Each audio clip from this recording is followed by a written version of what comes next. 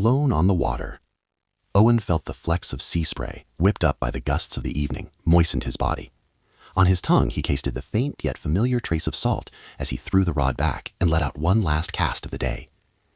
Greg and Briggs had both fallen ill the previous weekend, leaving him alone to man the 55-foot fishing vessel that the three men used to eke out a meager living.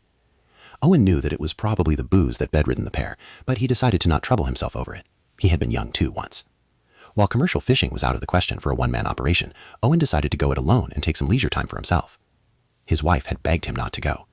"You're too old to be out operating that boat all by yourself," she had fussed. "What if you get hurt? What if a storm comes?"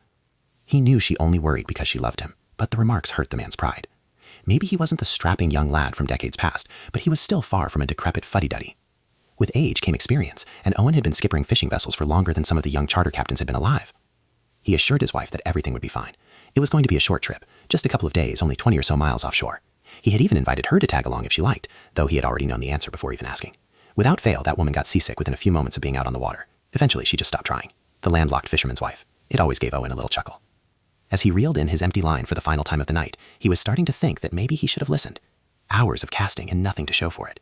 It had been a long time since he experienced water this dead. If tomorrow went the same way, the whole trip would just be an expensive waste of time. Owen hummed to himself, deciding to take one last stroll around the deck after stowing away his gear. The light of the pale full moon bounced off the waters as he watched the waves flow around the vessel. There really was something unique about being on the ocean in the dead of night. It could be eerie, no doubt, but there was also a strange beauty and serenity offered by the dark waters and starlight.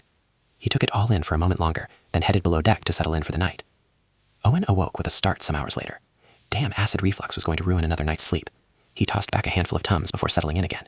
Eyes shut, the man tried to empty his mind and allow the rhythmic rocking of the sea lull him back to a peaceful lumber. He had started to grow groggy when he heard it. His eyes flicked open again. Owen concentrated and listened carefully. Between the lapping of the waves on the hull, he heard it again.